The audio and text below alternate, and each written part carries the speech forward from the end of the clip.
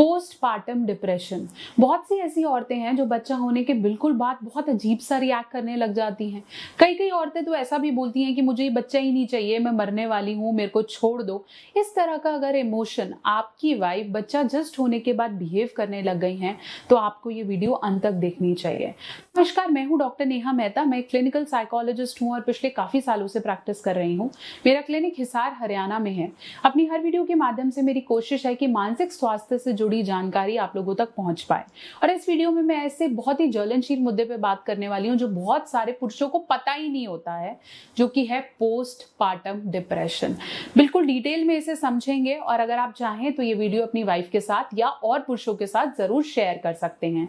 अगर आप इस चैनल पे नए हैं तो इसे सब्सक्राइब करना नहीं भूलें।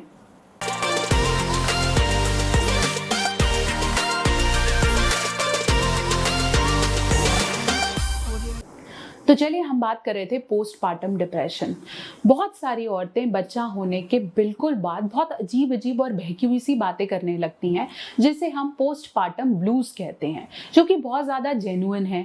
हो सकता है उनका कुछ करने का मन ना करे, बेड पे लेटी रहें, या फिर अजीब अजीब सी बातें जैसे मैं अब सुंदर नहीं लग रही हूँ, तुम्हें मैं अब पसंद नहीं हूँ, या फिर ये बच्चा बहुत ज़्यादा परेशान करता है, मेरी नींद पूरी नहीं होती, क्या हमें बच्चा अभी चाहिए था क्या, मुझे पता नहीं क्यों मुझे ऐसा लग रहा है कि बच्चा होने के बाद मैं बूढ़ी हो गई हूँ, मेरे बोन्स काम नहीं कर रहे। अगर इस तरह की स्टेटमेंट आपकी वाइफ पास करती है जो कि सिर्फ 1 या 1.5 महीने बाद नॉर्मल हो रहा है, तो इसे हम पोस्टपार्टम ब्लूज कहते हैं। लेकिन अगर इसी तरह के इमोशंस जो कि वर्थलेसनेस क्वाड्रेंट में है, कि औरत को लगे वो तो अब किसी लायक नहीं बची है, सारा दिन रोते रहना, या फिर आपको ये बोलना कि मुझे ये बच्चा नहीं चाहिए, मैं इसे मार दूंगी, या फिर मैं बहुत अजीब सा रिएक्ट कर रही हूँ, या फिर कोई चीज़ कहीं रख के भूल जाना, किसी को बहुत ज़्यादा गुस्से में कुछ कह देना, अपने खाने पीने का ध्यान रखना छोड़ देना, ये सब साइन है पोस्टपार्टम डिप्रेशन के।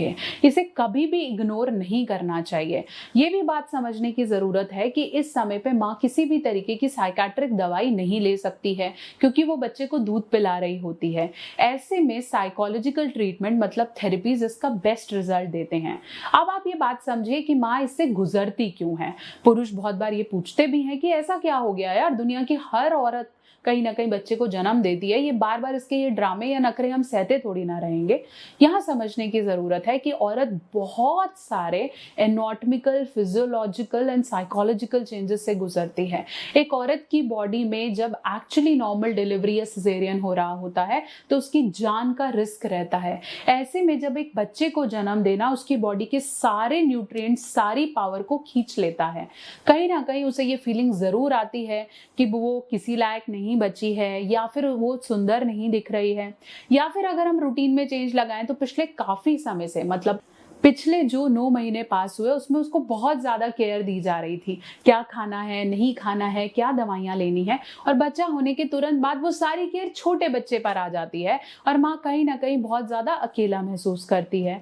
साथ साथ क्योंकि सेक्स लाइफ भी डिस्टर्ब है तो उससे वो अट्रैक्शन नहीं आ रहा है, सारी सारी रात 3 से 4 बार जगना, अपनी नींद पूरी ना हो पाना, हस्बैंड की तरफ से वो कडल वाला सपोर्ट ना मिल पाना, या फिर नए नए लोग आके बोले इसको ऐसे दूध मत पिलाओ, ऐसे मत करो, ये मत करो, तो औरत बहुत ज्यादा रिस्ट्रिक्टेड महसूस करती है।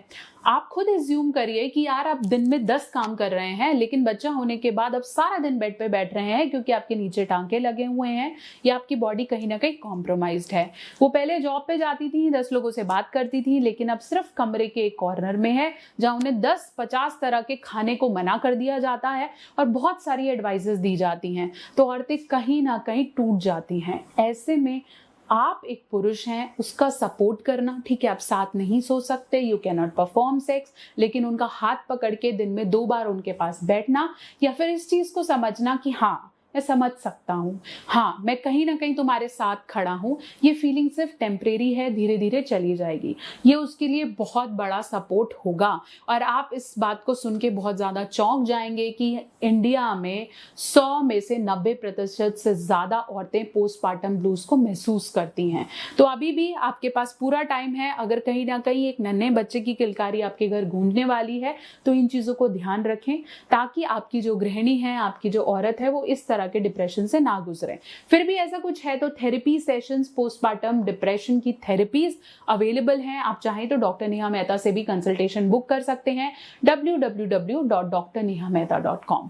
बने रहें, जुड़े रहें, बहुत जल्दी एक और वीडियो लेकर हाजिर होंगी। और अगर आपको ये वीडियो पसंद आई है तो स्पेशली अपने मेल ग्रुप में, प्रेगनेंसी ग्रुप्स में फीमेल, उसे जरूर शेयर करें और इन टिप्स को अपनाएं।